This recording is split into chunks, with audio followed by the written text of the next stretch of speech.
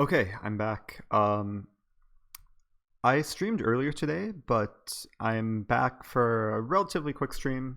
Earlier today was a chess.com Arena Kings tournament, which I played in, and I did decently. I played some pretty strong players, played Eric Hansen one game, which I actually have right here, which I was just going over. Forgot my opening preparation, and then just got completely crushed. Um, So I'm gonna keep the stream hopefully more instructive. And I see Desert Booge is already in the chat. I hosted him earlier with probably a record number of viewers for him. And he was totally unprepared playing atomic chess. It's fun to watch. Yeah, I've been making an effort to like host people with lower viewer counts, just share some love. Um, and actually, today was my first time streaming a tournament on chess.com, I think ever. So it's a different experience to Lichess, but the same kind of format as Lichess, but there were differences I was trying to get used to.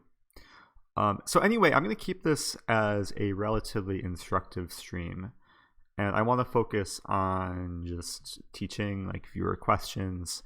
Actually, one of the reasons why I'm doing this is because I was getting questions earlier today and I was playing. It was so hard to play and answer questions.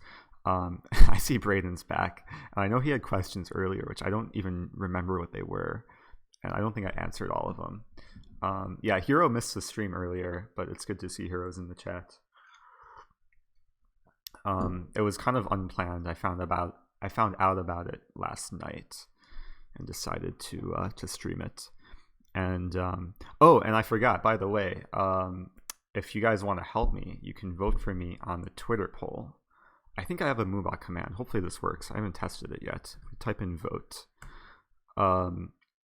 it'll take you to the link of the Twitter poll, and there's money on the line. I think there's a money prize of like $25. So I would be extremely grateful for any types of votes I could get.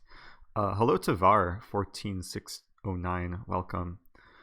And Braden's saying, I finally made it to chess excellence. Someone accused me of cheating. Sometimes that's the best compliment. If someone thinks you're using an engine, but you actually just played good moves. That's, I think, a milestone in most people's chess careers. I'm trying to think if I've ever actually been accused of using an engine. Because I've played like tournament games before where like all my moves have matched the engine. But I don't think anyone's ever accused me.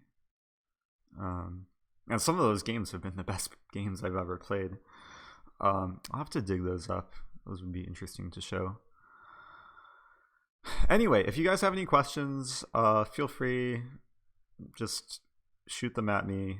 They can be opening related. Like I specialize in opening preparation. So if you're looking for recommendations, if you're wondering what to do against a certain variation, if you want me to look at one of your games even, I want to provide as much value as I can to whoever's watching.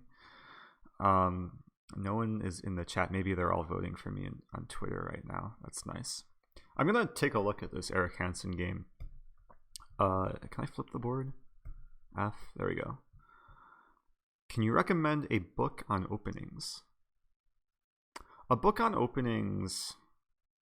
I mean, okay, books on opening are probably the most popular type of chess book because there's a book for literally every single opening you can think of. There's even a book called Unorthodox Openings, which talks about all the openings that no one ever plays.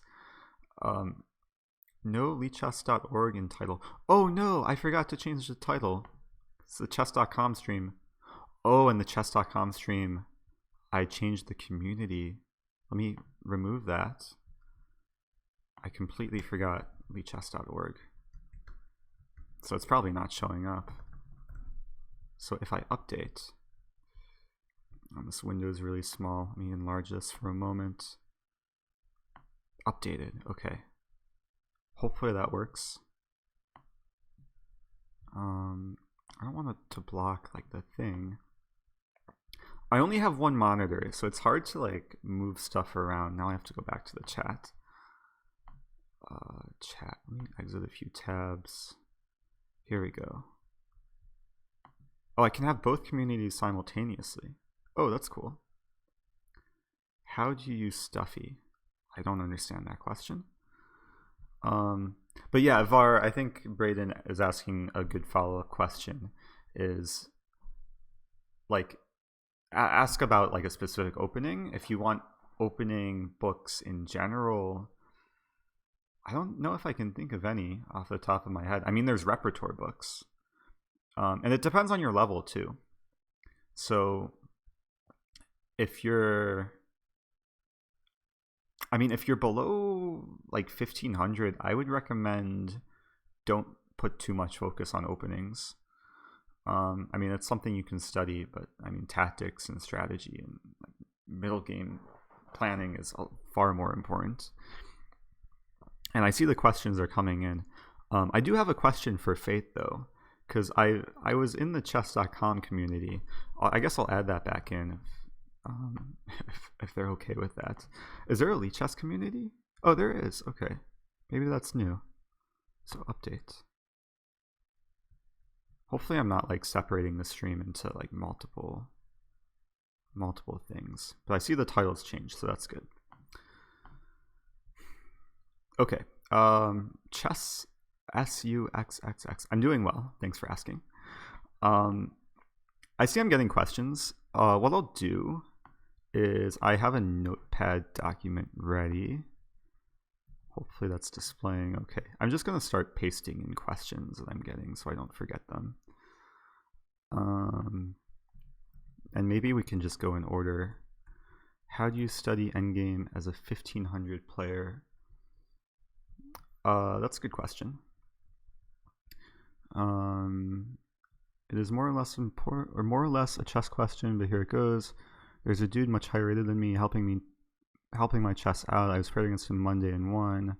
He got really frustrated. Ouch. How are you supposed to react to that? That's a difficult way. That's just a difficult situation to be in. When your opponent is like reacting emotionally. If I was in that situation, I wouldn't say anything. I would not try to talk to him, especially right away. Like, let him cool down. He's much higher rated, and he's helping you out, and he like threw a tantrum. Like, let them cool down. It's one of those things where like they're so emotional in the moment that you have to give them their own space and then come back to them and just like, it's part of the game. Like, losing to lower rated opponents, it's part of the game. And most players are mature enough to know that.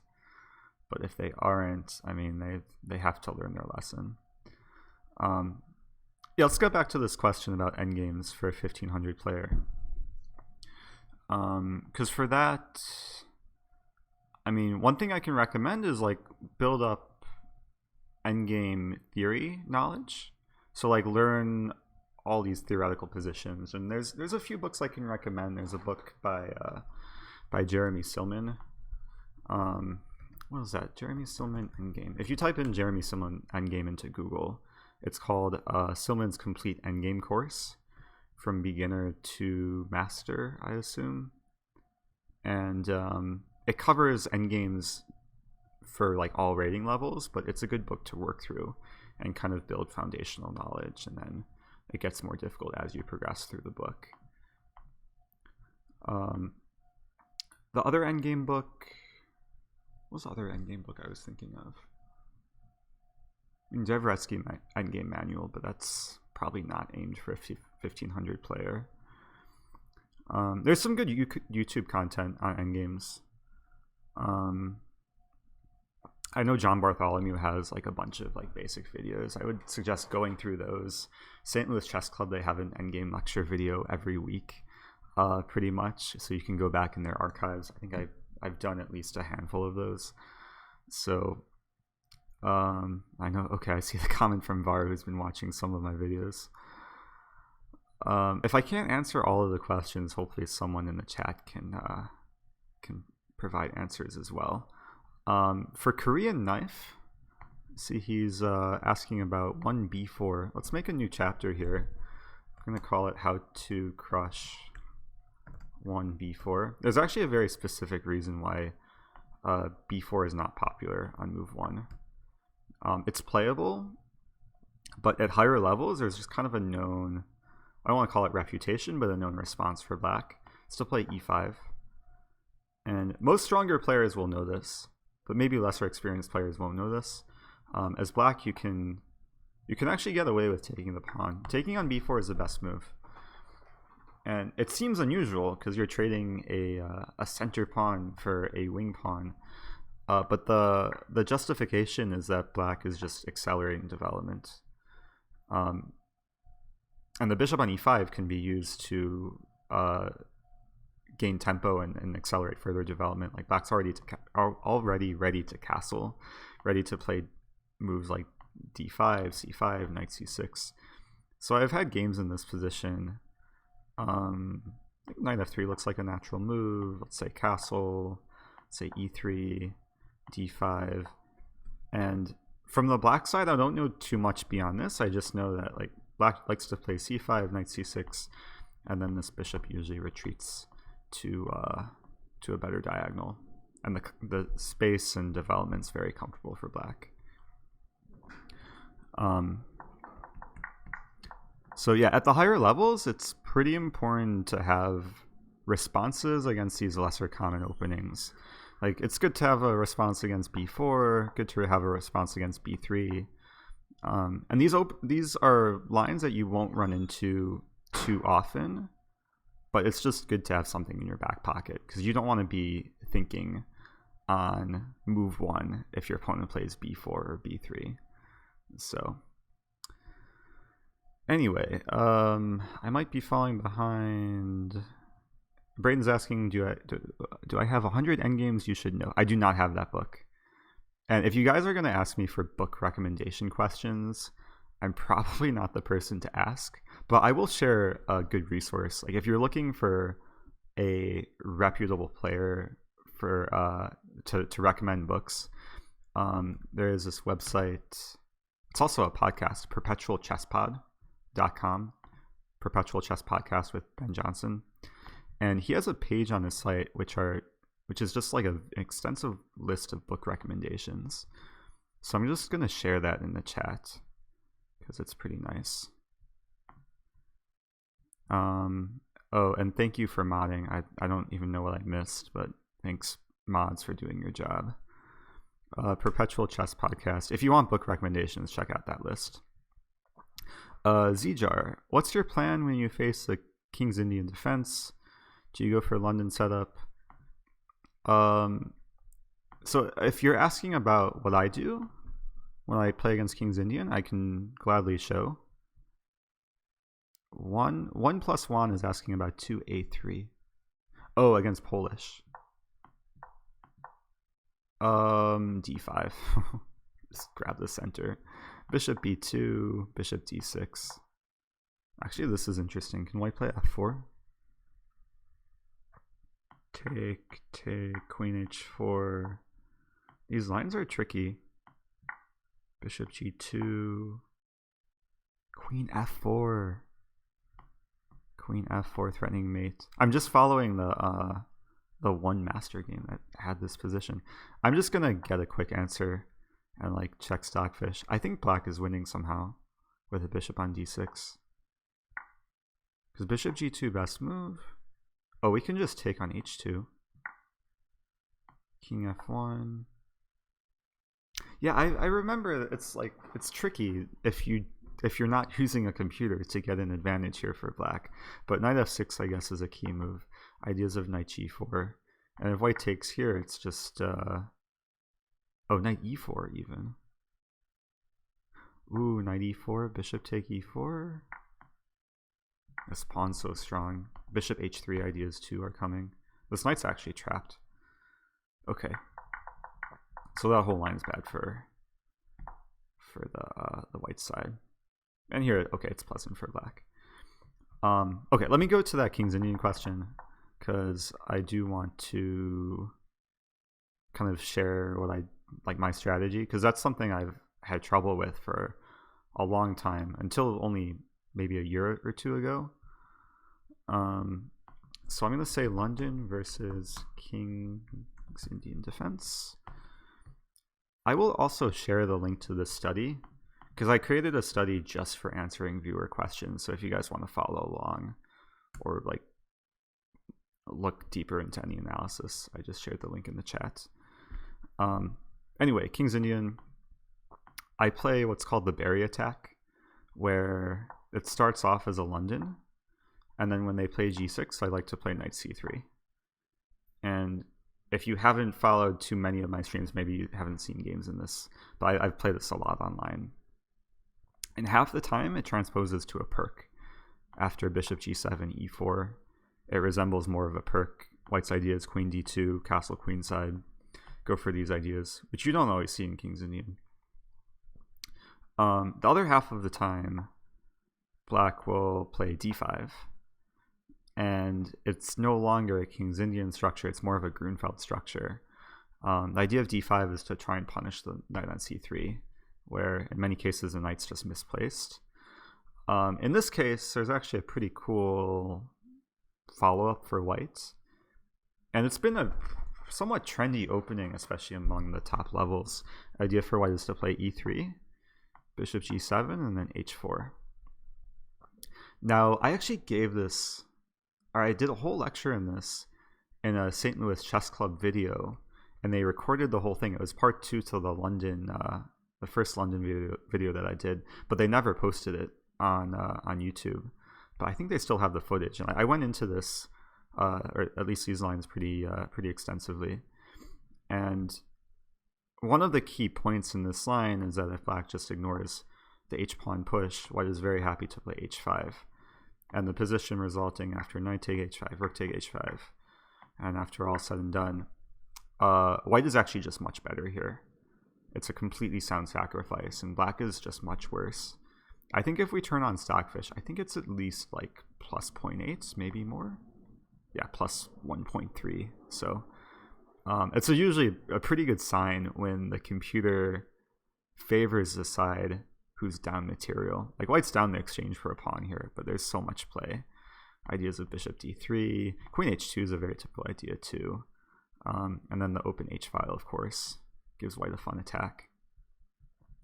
So yeah, that's the general idea for King's Indian play. I could go much deeper, but that's just a synopsis. I could also give a recommendation, like if there's any d4 players out there who want something simple against King's Indian, I have a few recommendations which are slightly offbeat, but let me know like if there are players out there who want recommendations for white against King's Indian. But let's move on. Let me keep going here. Oh, I had the notepad document. Let me just keep track. I'm gonna start copy pasting things. I don't know if I answered that question fully, but I tried. Do you know of any books that make fun of people who constantly ask for books they will never actually read? Yeah, I mean, I will admit that I don't think I've ever read at least a chess book from front to back. There's a few books I probably completed most of, like puzzle books, but a full chess book I don't think I've ever read fully. Just because there's so much slower in using the computer, and especially the extent of like databases and like annotated games and video lectures. You don't need chess books to get good these days. Okay. Oh, JI412 Joe is asking about preparation. Interesting. Why not prepare for my next opponent? I'm a Sicilian player. How would you recommend playing against the Alapin variation? Yeah, let's look at that. Alapin. So, Alapin, Sicilian, for black. I mean, I play the Alapin. Now, there's two different Alapins, I think. I'm going to have to ask some follow-up. Also, JI412 Joe, do you know your opponent's online account? Because if you do, it makes it so much easier to prepare. I hope he's still here. But after e4, c5, Alapin I assume is c3, also known as a c3 Sicilian. And then in this position, black has two moves. There's knight f6 and there's d5. Both are very popular, very playable. We can see the breakdown. Both moves have over 10,000 games. If you have his chess.com account, there is a tool in chess.com which is not available in Lichess, where you can actually filter through his games based in the opening. It kind of looks like this. It's like an opening explorer. Maybe you need the premium version, but it's so powerful for preparing against players, because you see exactly what lines they go into, and then you kind of you look to target the lines that they're weak in. Oh man, more questions. I have to keep up. Okay, so just gonna paste that in. But in terms of like general Alapin lines, I can give you two recommendations. Personally, I play d5 almost exclusively, but I will start with a recommendation in this knight f6 move because it's slightly more popular, and there's actually a cool line which tries to diffuse the position really quickly, but I'll have to remember it. So e5, knight d5. How to play the Scotch gambit. Oh man, okay. I'm just gonna take a moment. Oh no, I didn't want to open that. Here. I'm going to take a moment and just make sure I'm not forgetting these questions. We probably won't get to all of them.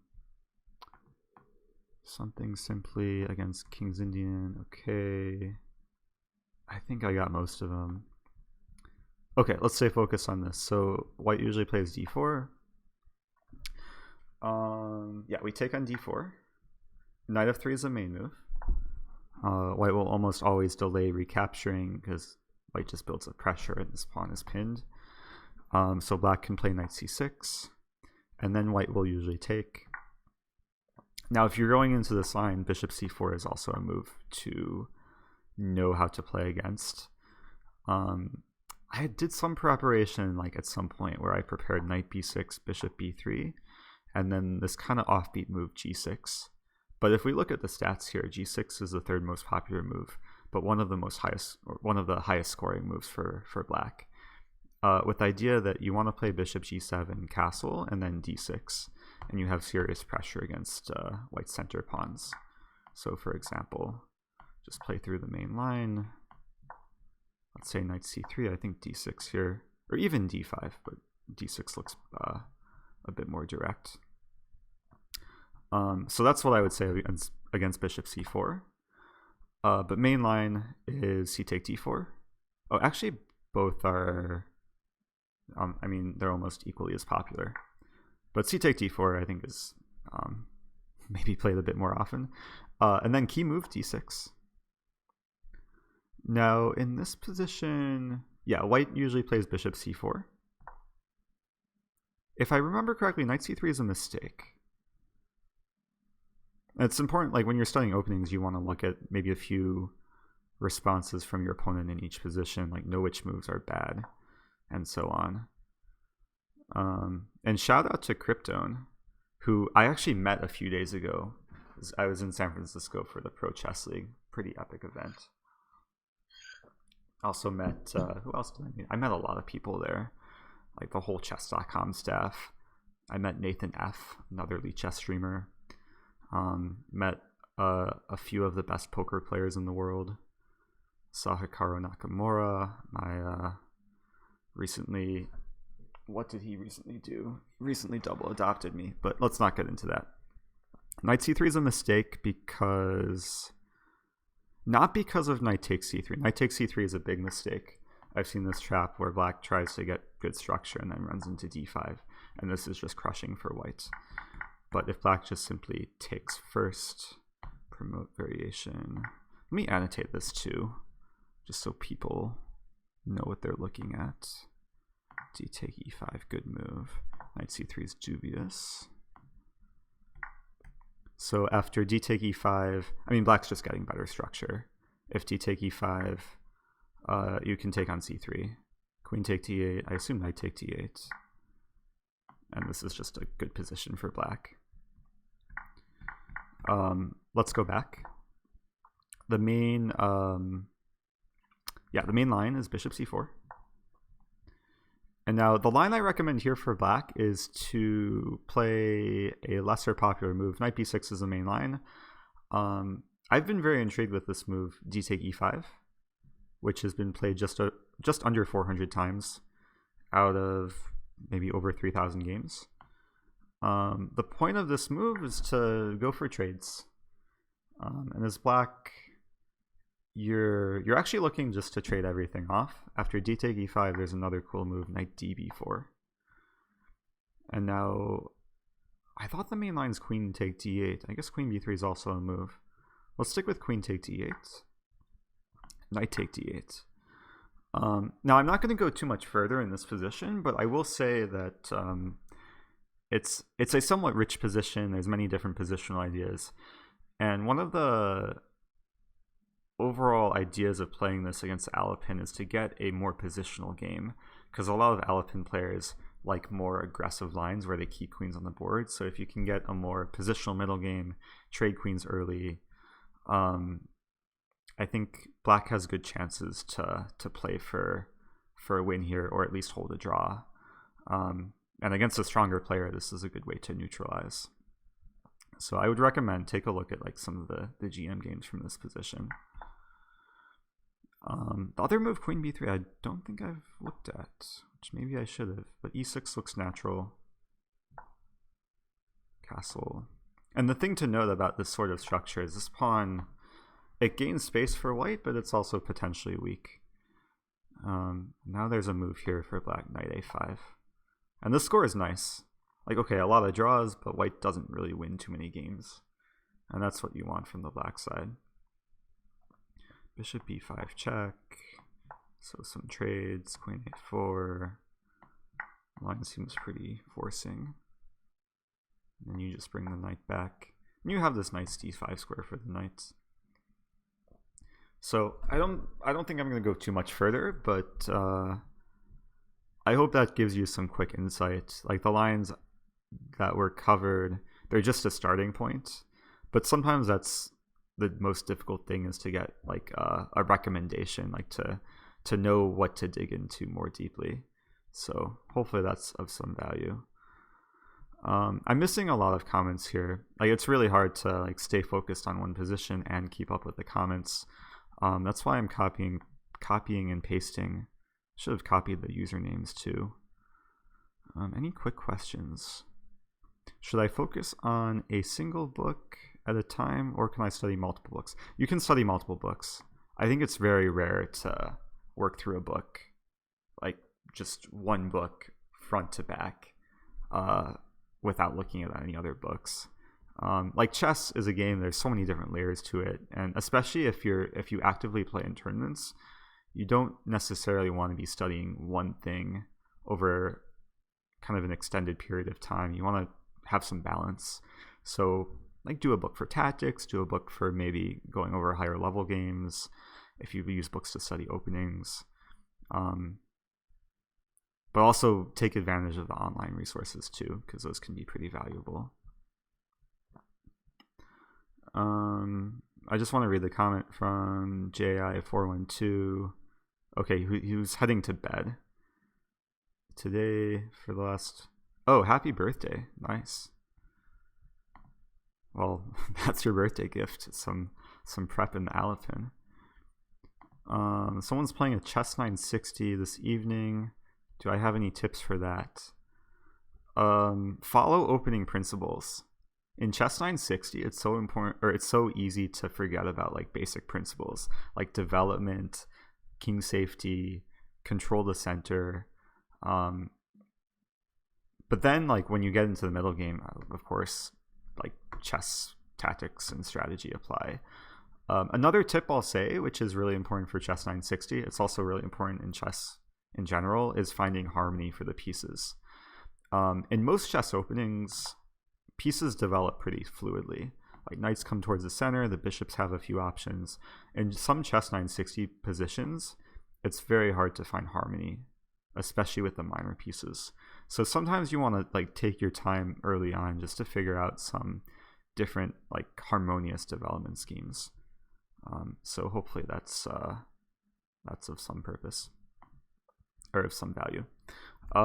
Red Samurai says, LOOL, it's late. It's actually still before 10 p.m. where I am. I'm in California still, so I know on the West Coast it's easier to stay up later. Knights Templar. How do you play the French Sicilian? What is the French Sicilian? Is that c5 and e6? What?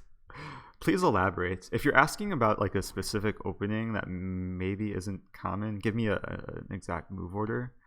I'll paste that in. How to play the Scotch gambits. Okay, let's make a new chapter on this. How to play the Scotch gambit. Scotch gambit kind of relies on getting early initiative.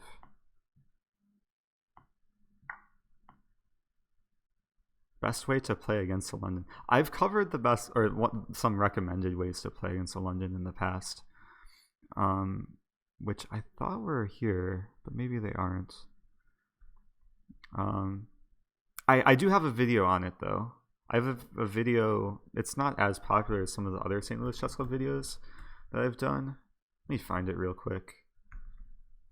If you just type into YouTube, Black wins against d4. Black wins against d4. It should be the first response. There we go. And I give away some London preparation from the black side.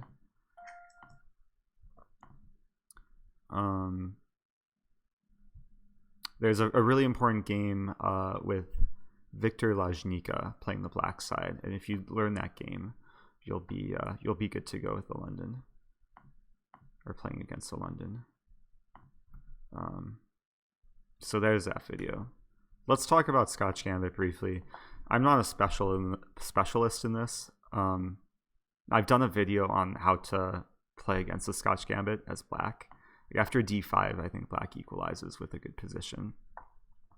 But if it's a true Scotch Gambit, black can take, you take, and then there's a pretty easy path to development for white, like bishop c4, queen b3, e5 possibilities from very early on, bishop g5 possibilities. And it's about recognizing your resources, and depending on what black does, you look for different ways to attack from early on. I actually don't know too much theory here. There's a bunch of different ways black can play. What I might recommend is like use the Lichess settings to find instructive games, or use the Lichess database.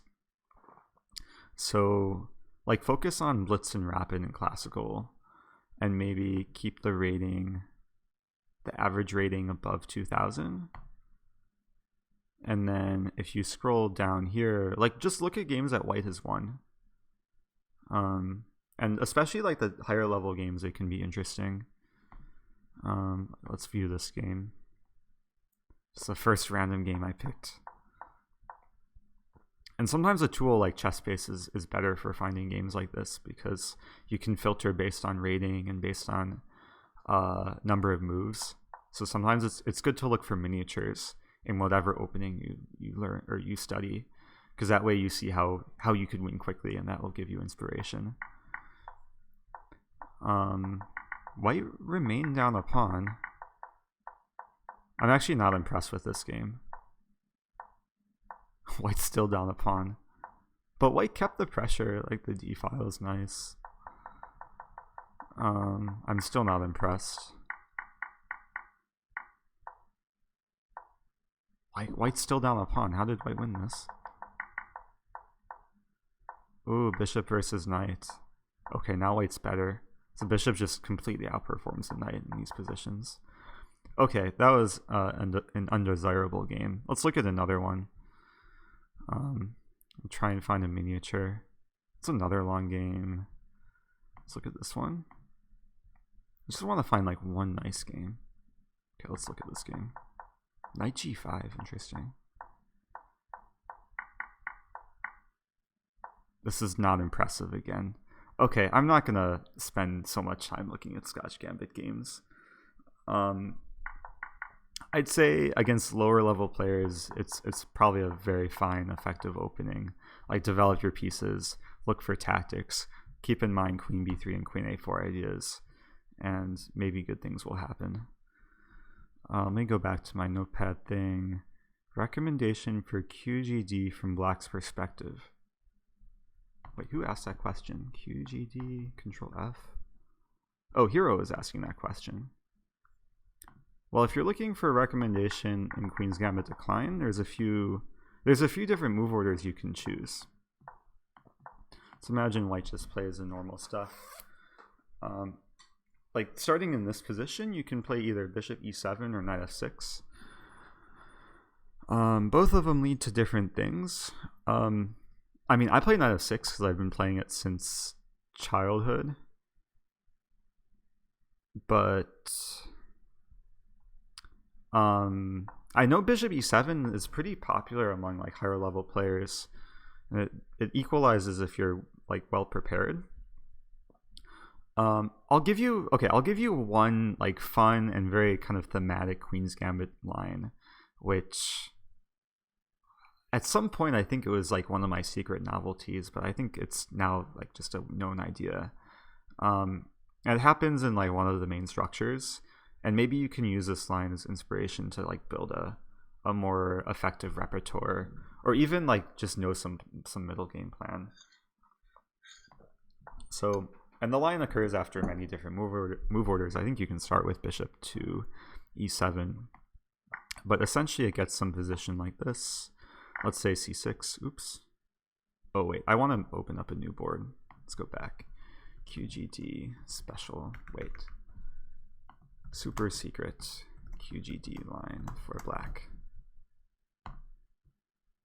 Okay. So if you play the Queen's Gambit Decline as Black, you're probably getting into the Carlsbad structure a lot, which is a structure resulting from this position. It happens after Bishop E7 as well. And the way to understand this position is to dig very deep. You usually have to study the middle games, which result after the opening. So let's keep going here. Let's not pay too much attention to the move order, but we'll focus on positions where White puts a knight on F3, puts a bishop on D3, and then castles. So some position like this. So maybe other players play Queen's Gambit Decline, you get some position similar to this. And I will admit, I played this type of position for many years and didn't really know the plan for Black. Like, Black develops for the most part. This bishop's usually not that impressive. And the question is, how do you like further your position in the middle game? And there's a couple plans. One of the most popular plans is to play Rook E8 followed by Knight E4. Like, for example, Rook E8. Let's imagine Queen C2. Knight E4. Wait, is Knight E4 possible? Knight E4 is not possible because H7 hangs. So Black would play this, and then Knight E4. And the idea is you're not giving away anything, because if take, E4 is well defended. So this is one way to play. I think this is a very fine way to play for Black. But I see the comment from Hero. He usually plays Rook E8 and Knight F8, which I like to do too. And when I discovered like this deeper plan behind Knight F8, I realized that like there's a lot of ways for Black to play for an advantage. So let's go with Knight F8 here. Promote variation. Now a lot of times White will play the minority attack, like go for Rook B1, B4, etc., and the eventual B5. And the idea for Black is to just kind of ignore the queen side and focus on the king side. So let's make Rook B1 the main line. I will note that if White plays Knight to E5, I think there's a principled move here to play, which is Knight G4, if I'm not mistaken. And we trade off a pair of knights. It makes life slightly easier. Let me just confirm that with Stockfish. Yeah, Knight G4. Should be equalizing. Bishop take E7. Queen take E7. Okay, if knight f3 is the best move for white, it should be fine. Oh, so he's ran into bishop take f6 followed by b4. That's another line. I've actually run into that too. And that line, I'll admit, I actually haven't studied too extensively. Take, b4. Let's look at this, because I'm curious too. White scores better in most lines. Bishop g4 is the main move. Oh, let's look at masters. Bishop g4. So black actually does okay here. And Kasparov has played this. I mean, if Kasparov has played this as black, I might as well just use this game as kind of a skeleton. Let's insert. Flip. Okay, so bishop g4. Yeah, I remember, like, bishop e7, bishop d6 is very common, because this bishop is just misplaced on f6.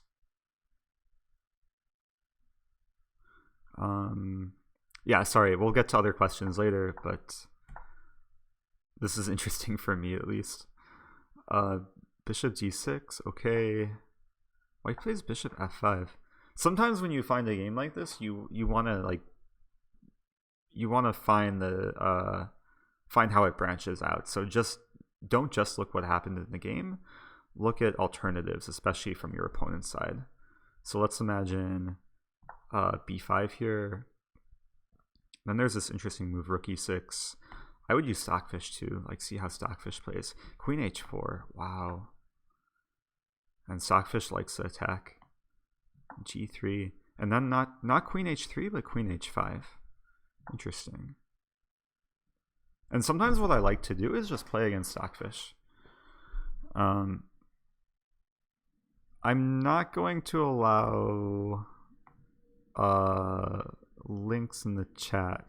Yeah, thank you. Appreciate the the timeout.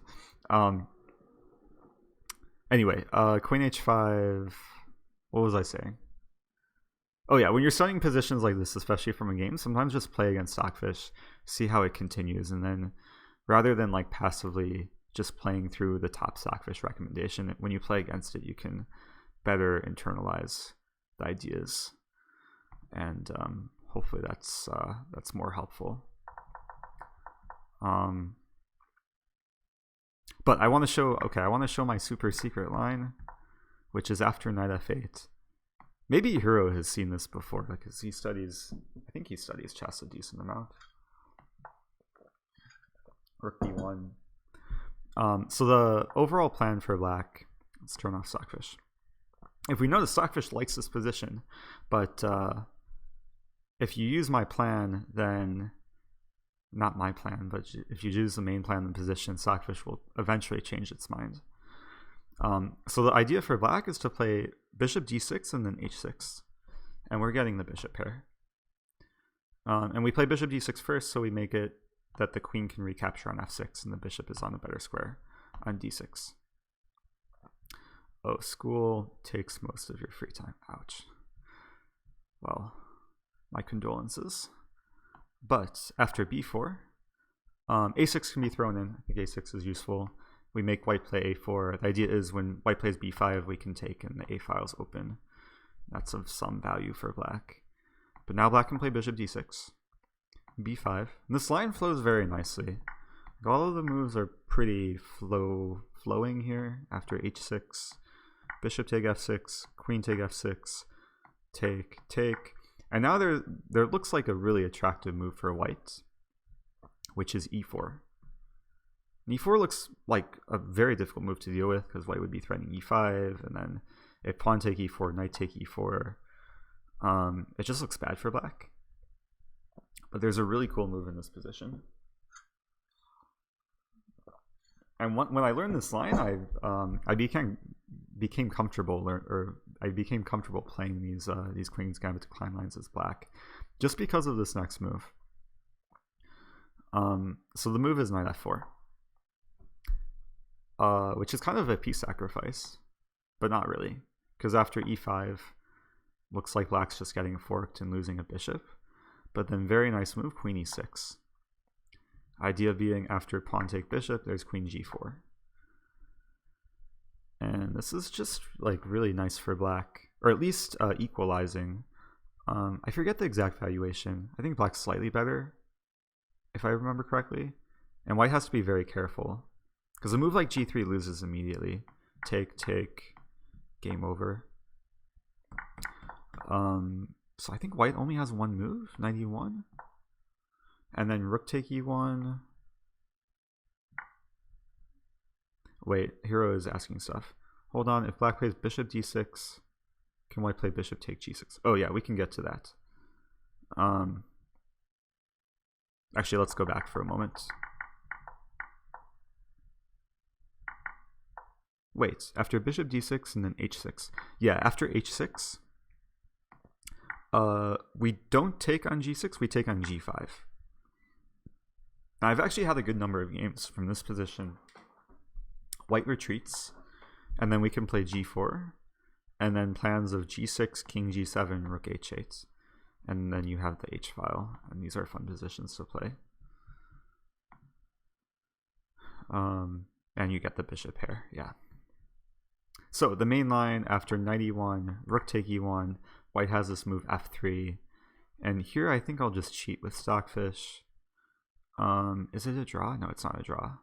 Rook take f1, bishop take f1, queen g5. The analysis can keep going, or queen e6 even better. You win the pawn. And black actually won a pawn somehow. So this is very playable. And just good for black. Is there a different line? After queen g4? No, this is just better for black. I think the other line is if white plays a move like knight e2. But then black can take on d3, queen take, and then bishop f8. Or bishop a6 first. Bishop a6 first looks nice. Queen c2, bishop f8. And it's two bishops versus two knights. This pawn looks backwards. Maybe c5 will happen at some point. And if the position opens up, the two bishops should be preferable. Okay, we spent a lot of time on that, but hopefully if there's any Queen's Gambit Decline players, or anyone just looking for a response against d4, I think if you play this line, like black finds some nice harmony with the pieces, especially this knight f8 to g6 idea. It's pretty nice. But of course, it's just a starting point. And good night to Hero. Thanks for watching. Thanks for asking questions. Let's move on. Let's try and answer some other questions. I'm scrolling up here. Which Tarash? French Tarash. Yeah, there's a lot of Tarashes in chess. I hope I didn't lose all the viewers from just showing a Queen's Gambit Decline position. Scroll up even further. I also have my notepad document. Scotch Gambit, Queen's Gambit Declined. Oh yeah, I was going to show something simple against King's Indian. Steen19 is lurking but loving the stream. Okay, thanks Steen19. Thanks for making yourself known. If there's any other lurkers here who have questions, don't be afraid to ask. There's no penalty for asking a bad question. Just keep it chess related. Also, what did I want to say? I don't know what I wanted to say. Oh, knight c3, g3 against Sicilian, please. From the white side or for the black side?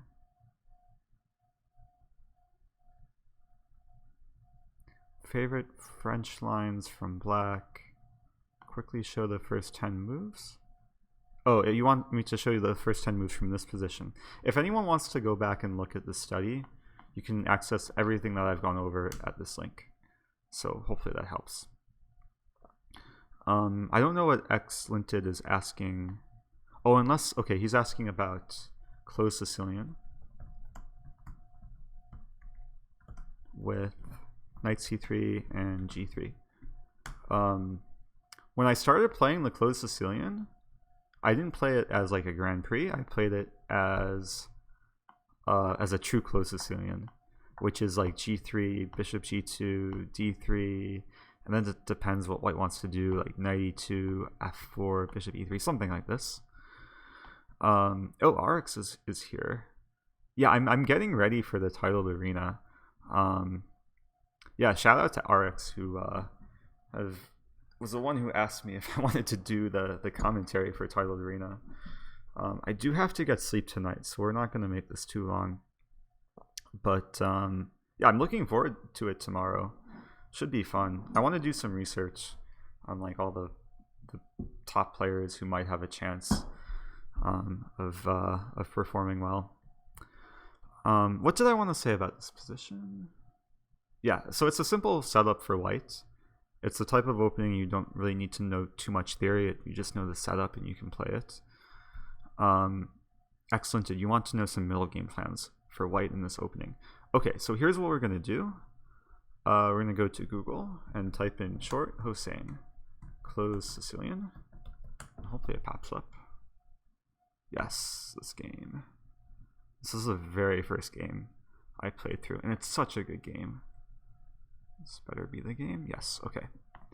So, I'm just going to add this as a new chapter. VChess is great in the way you can just paste the chess game's URL into the study and it just imports the game. Such a good feature. And I think what I'll do, I'll just play through this game. Like, this is a game you should know by heart. And if I ever do like another lecture for St. Louis Chess Club for their games you should know by heart lecture, I would show this game because it's so good. It's just kind of long, though. It's only 34 moves. Okay, so white does a setup. Nothing special so far. Queen d2. It's important to note that if you're playing this sort of setup, okay, I see there's questions. If you're playing the setup, you delay f4 because you want to keep the option of bishop to h6 open. Oops. This is the one thing I don't like about the study interface. Maybe RX could actually implement a feature. I think he's a developer. When you scroll, it like zooms through with the moves, and because I'm using a trackpad, I accidentally scroll all the time. So it'd be great if we could like turn that off. But yeah, as white, you don't play f4 too early because you sometimes want to play bishop h6 because the trade of directed bishops from a positional standpoint can help white. It weakens the king side a little bit. So he's asking, should you let black gain space on the queen side? The answer, as we'll see in this game, is yes. You completely ignore black's queen side advance. Black usually goes for some plan like b5 and b4. There are cases where you could throw in a4, but sometimes a4 is just met with a6. And then a4 can be weakening for white in certain ways, so sometimes you just allow b5, b4, which happens in the game. b5, knight e2, and now knight d4. And this is a very common setup for black, just using the d4 square. It's in black's control. White castles, e6. And now this is such a cool idea from Nigel Short, where he understands this knight on d4, it's a decent piece, but it's also potentially a target in the center, and it's not technically an outpost because white has a future idea of c3. So in this game, we'll see white actually prepares c3 in a pretty nice way. And the move here, it's hard to understand just by looking at it, is knight c1. But what white is doing is trading off, or preventing any trading off of the knight. So this knight can't trade itself off, and the simple plan is knight d1 and then c3. And when white plays c3, then you kind of take over control of the one square that black is controlling in this position. And that's kind of what happens. Knight d1, knight e7, c3, take, the knight has to retreat. And when the knight retreats, the setup for black is not that harmonious because the knights kind of get in the way of each other. Now the one thing, yeah, the bishop has some scope along the diagonal, but we'll see what happens. Bishop h6, because white just wants to trade, and black can't really prevent the trade of bishops. Bishop f6 just looks wrong. So black just castles, take, and now white redevelops the knights without having to worry about the d4 square. So knight e3, black plays e5, knight e2, bishop a6, And this is a classic double-edged position where black wants to play on the queen side, white wants to play on the king side. So white's play is very simple, just like expand with f4 and potentially f5. That's what short starts out with. At the same time, it's important for white to minimize black's play on the queen side. I have added the scroll toggle to our backlog. Wait, what does backlog mean? Does that mean you're going to implement the feature? That would be really cool. Sweet. Oh, I have a few other feature requests or bug requests, but I'll maybe later. Let's get through this game. Rook AC1, really important move. Because what black wanted to do here is queen b6 and queen b2. What rook c1 does is it just aims to put the rook on c2, and then it kills any counterplay that black can generate. So after this, just rook c2. Everything's defended. There's really no penetration for black.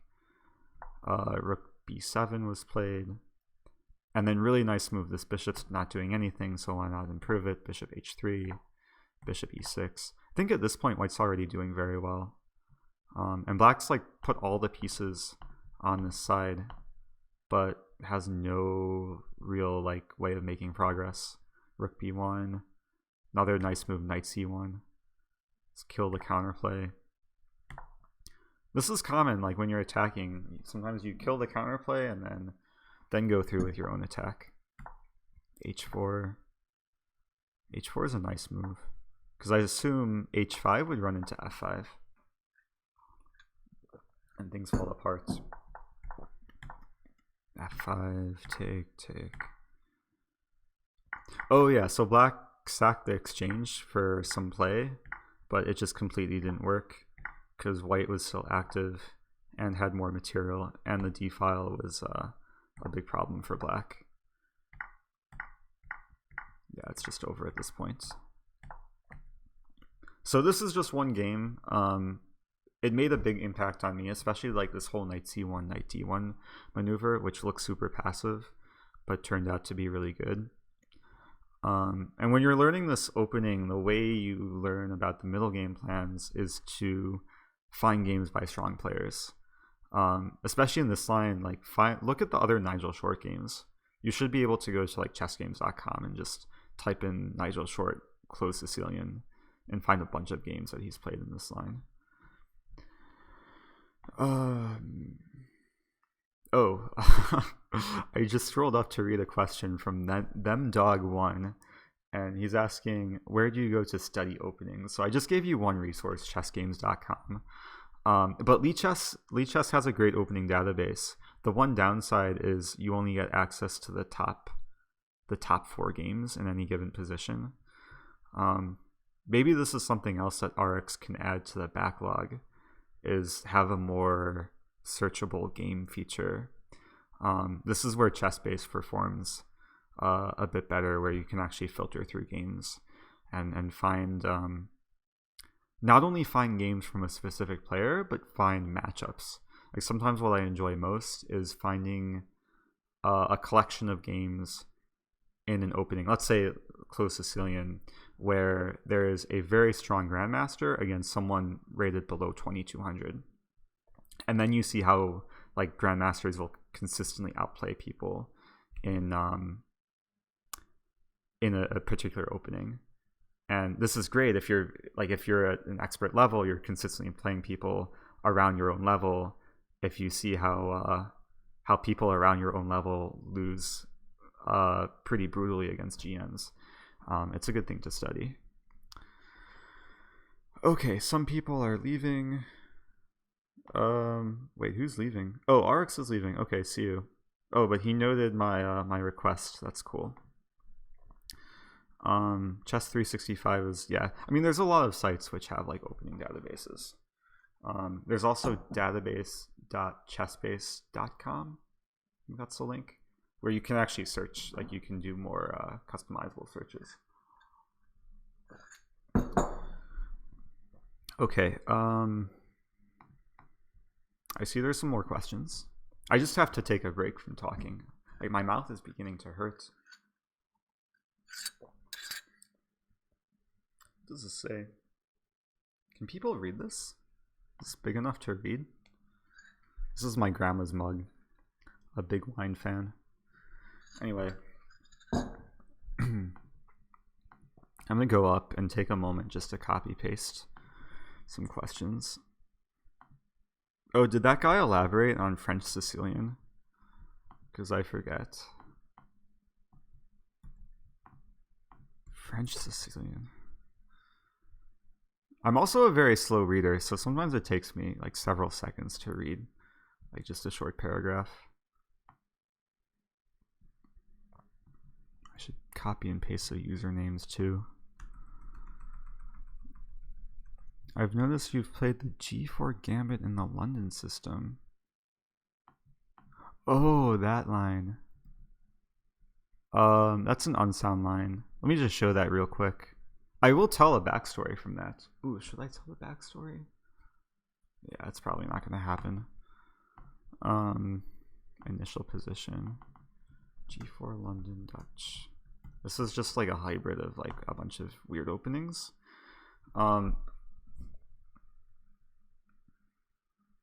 Yeah, this is... I'm debating whether to show this because like this is something I've never used in a tournament. I've used it a few times online, but I was actually preparing it for a pretty serious tournament. I'll show it because it's such a rare thing that it probably will never happen. But I do have a line.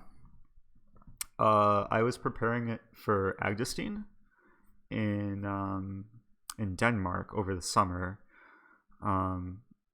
Maybe the people who are like huge fans of me have seen the game that I played against him, because I gave a lecture in St. Louis Chess Club and I went over that game extensively. I ended up beating him in the London. He played something else. He played like knight f6, bishop f4. He played something I wasn't expecting. But the main preparation I did for him was e6 on move 1. And it was weird. Like he's over 2,600 FIDE, very strong grandmaster, many games in the database. When I like compiled all his tournament games and all the games I could find, he only had one game in the London. Is that true? He had either 1 or 0 games in London. And one of the only things I could find was when he was playing like e6 and f5.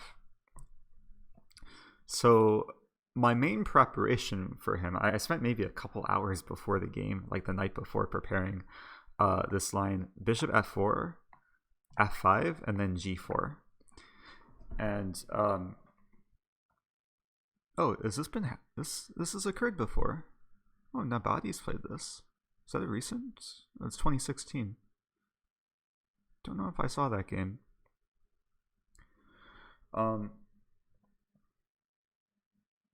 Yeah, G4 is not a novelty, but it's such a rare line where I had to use a lot of computer analysis, kind of figuring out if this is a sound thing to go into and then what the most expected lines would be.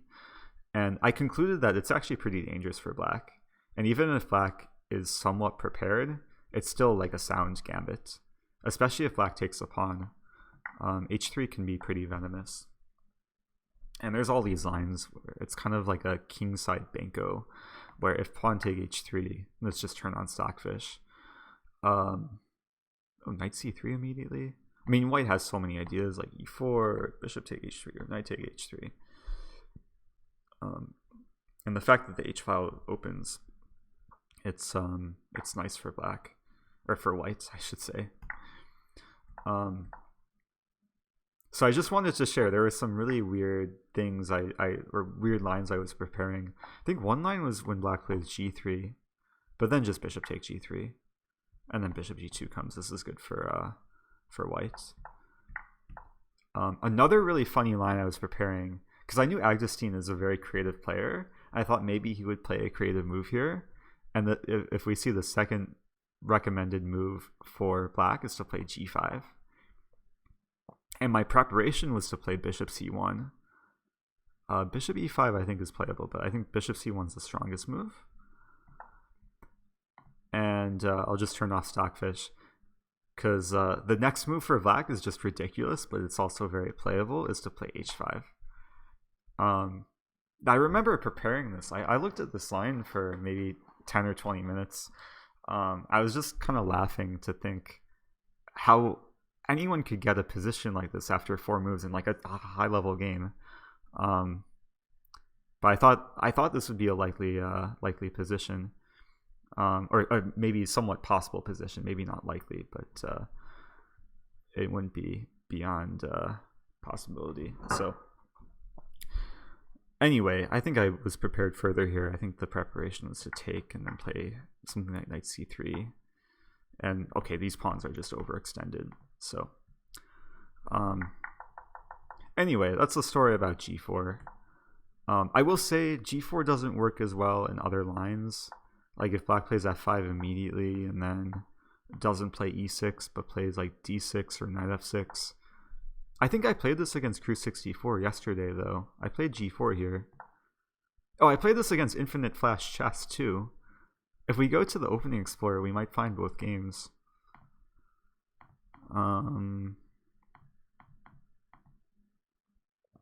Yeah, this game.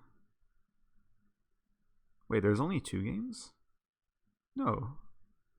Oh, maybe it was a simul game, so maybe that didn't make it into the database. We can insert this game. Is Crew 64 still watching? Because if he is, I don't want to like prepare in front of him. But anyway, he took, which I don't think is a great move because it allows e4. And then he played d5. I mean, to be fair, this was bullet. And then I played e5. Yeah, and it was just good for white. Then somehow I lost. Oh, by the way, I'm currently competing against Crew 64 in a Twitter poll. Has Moobot been promoting it? Moobot, where are you? Oh, maybe Moobot hasn't been promoting it. I'm going to shamelessly promote this Twitter poll. I would highly appreciate anyone who votes for me in this poll. There's money on the line. It's from the chess.com tournament earlier today, but if I win the poll, there's money. Currently, I think I'm in 2nd place. Maybe that's changed. Twitter.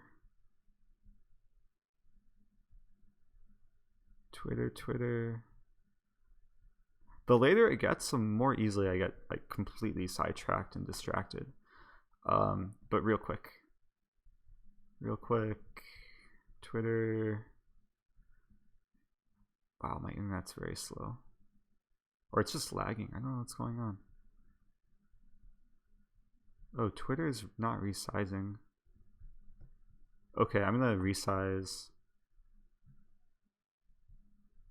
Wow, it's so slow. Okay, I think people can see that. This is a Twitter poll. I have 39% to 40%. Even if you're a Crew 64 fan, he has no chance of winning. So I need all the votes I can get. Anyway, I don't want to spend any more time on that, but just gotta give a right hook, just to spread some love. But anyway, back to this. Oh, Infinite Flash wants to go over our game. Esther Chen, how can we ask questions? You can ask questions in the chat. Did Esther Chen ask a question? I don't think he did. Oh, he just voted though. I appreciate that. Yeah, let's go over the Infinite Flash game. Open this in a new tab. And my computer has been overheating a lot, so I don't want to destroy my computer before tomorrow. Hello, Rainbows Guy. Thank you, Sarah BHXD, for voting. Oh, another question from IOJ. Wait. I think I've copied and pasted his question twice. If I pasted your question, then you don't have to repeat it. Thanks for moderating. I don't know what I missed, but thank you, RX.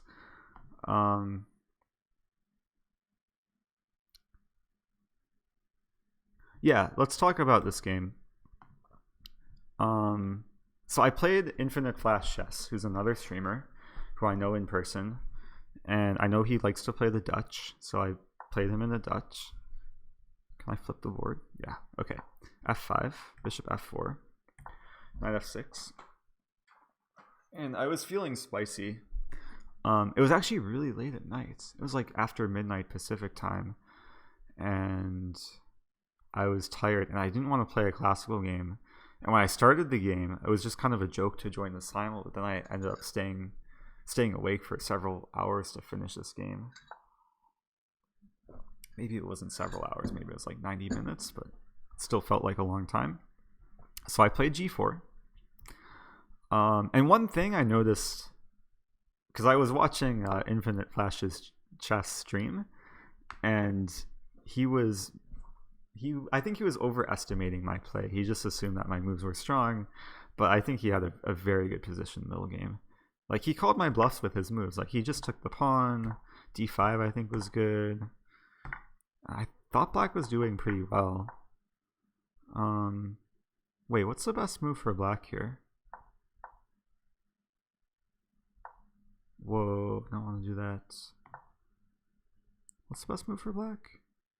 Is it knight take G4? But then E4? Oh, D6. Interesting. Actually didn't know that. H3? What just happened? That was weird. Where were we? Knight take G4, E4, D6, H3. I'm just curious. This is one of those moments I'm just playing against Stockfish. Because it looks like white has good compensation. Take. Oh, knight C6. Okay, maybe not. Knight F3? I'm still playing against Stockfish. I'm just using playing the black moves as Stockfish and then playing the white moves as myself. He wants to play C6. Yeah, I guess black's up a pawn. E5's nice, but it doesn't really do much. Okay. Let's go back. And let's see what happened in the game.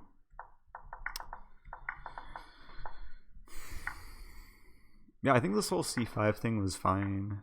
Knight C6. We'll turn off Stockfish.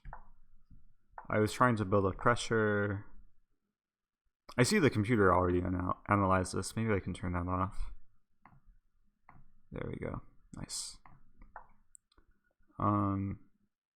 Yeah, bishop b4. I see the computer says it was a mistake. Oh, space plays the engine move. Really? Oh, space also turns on the engine. That's cool. So it's like chess space. Nice. Keyboard shortcuts are the best. So the compensation for white is the fact that I'm castled these pawns. Yeah, black has center pawns, but there's like f3, e4 ideas. This queen exerts pressure. It's all pretty hopeful, and like objectively, black's just better, but black has to play accurately. Wait, what? Oh yeah, I played bishop g5. He played bishop e4, and then I played knight e4, which I thought was a clever move. Wait, now how do I turn the engine off from here? Because it's on, and it doesn't give me the toggle. RX. RX needs to help me.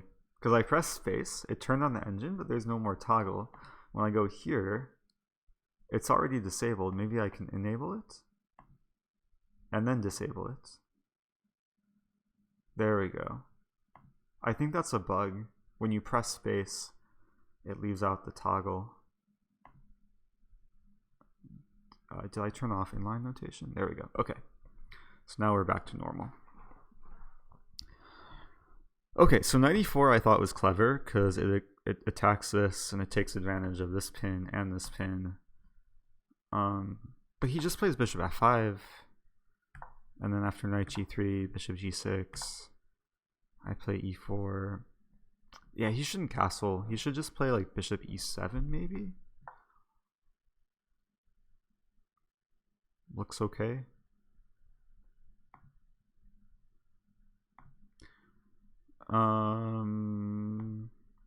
Yeah, maybe I'll add a few more mods.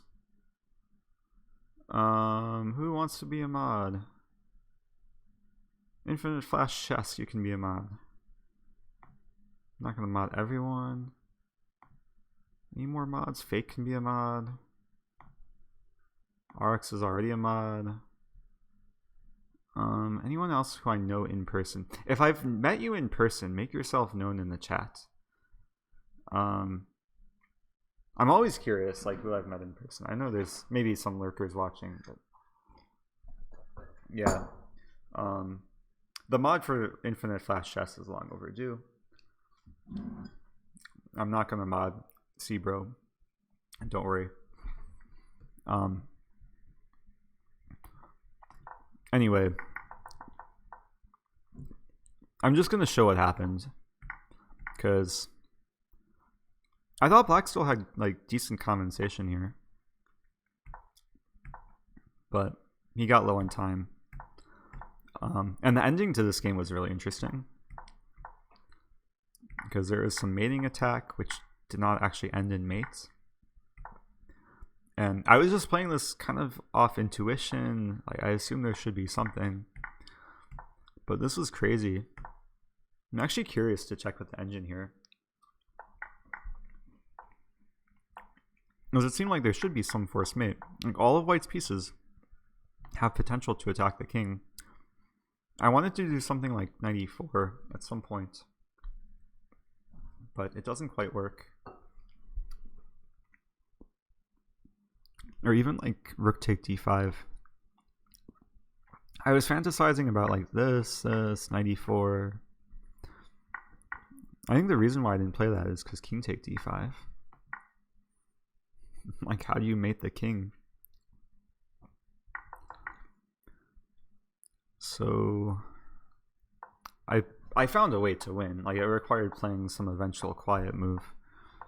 Knight e4 was a nice move, because if he takes, I take here. King b5. Yeah, so crazy. I had to just go for material, and then it's just enough to win. I was happy with queen d5. Nice move. What's the idea? Why? Oh yeah, I defend against b3, and then rook a4 is unstoppable. I just want to go back and use the engine in this position. Any mate? No mate, but just better position.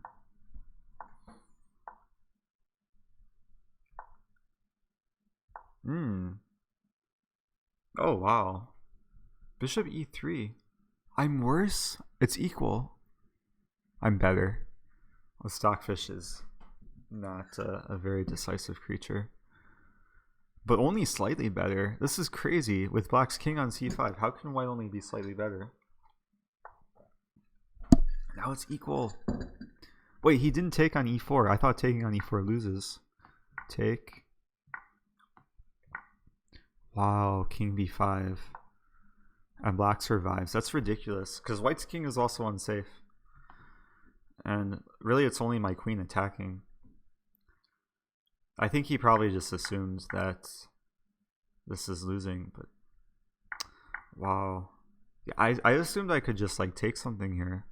Like take here. But this just goes into some kind of endgame where even Black has chances. That's crazy. This Black's up a pawn. Okay, that was cool.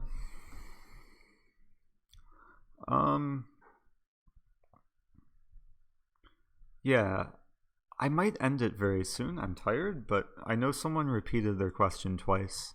Are you still here? IOJ12. I'll repeat my question. Wait, can people see this? Oh, people can see that. Nice. Okay, so How would you study the middle game for more obscure openings like Blumenfeld?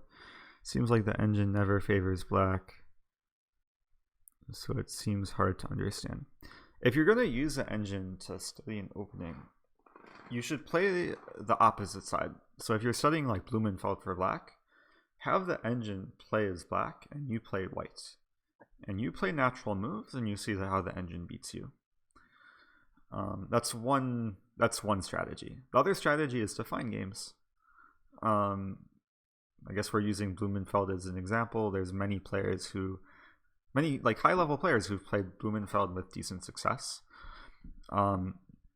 It's a tricky opening, and I think if you can find games, and sometimes the best strategy when you find games, don't just like passively like play through the games, like click through the moves and just like observe, but try and actively guess the moves from the black side and find games that black won. There's many tools to do that online, to just search for games in a certain opening. Then if you're actively guessing through the moves, it'll better stick with you. You'll better internalize the ideas. The other thing I was going to say about Blumenfeld, I have a friend who used the Blumenfeld to get his like Grandmaster title. It was a pretty cool a cool result for him. He played the Blumenfeld against two Super GMs?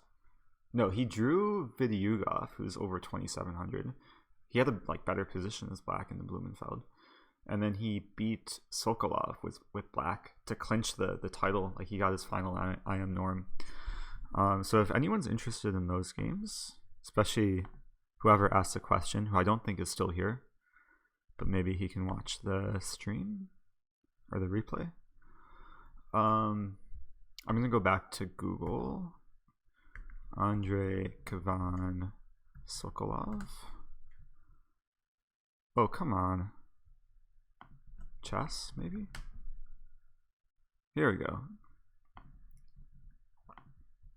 Yeah, sometimes there'll be other popular people with the same name. We have to include chess. So this is one game in the Blumenfeld. I'll let people just play through this. But black somehow found a way to win against a strong GM. And then the other game was Andrei against Vidyugov. I think he had good chances to win.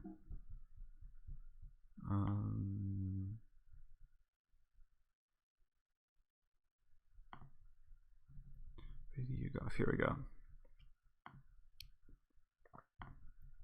Oh, maybe the opening wasn't so good. But like later on, like black had chances. Estachan, would you be willing to look at one of my games? I'm trying to obtain the PGN right now. I'm really, really tired. I'm going to do more streams like this, though, because I think it's valuable for the viewers. It's not just me playing games, but it's answering your specific questions, and hopefully you guys can gain some value from it. What else did I want to say? Oh, I also want to thank everyone for the follows.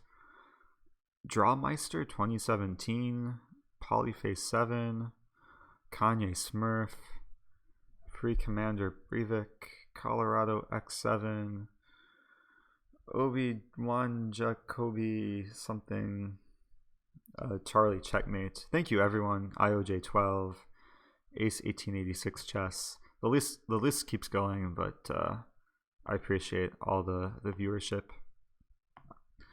I know there's questions I didn't get to, but I'm going to end it there. Okay, one last question. Any advice to get from 2,000 to 2,200? To get to master level, you have to be consistently playing players above master level, because that's how you'll learn. Automod. Best books. Again, I don't recommend books, but I shared a link earlier. It's a Perpetual Chess podcast. I'll share this link again.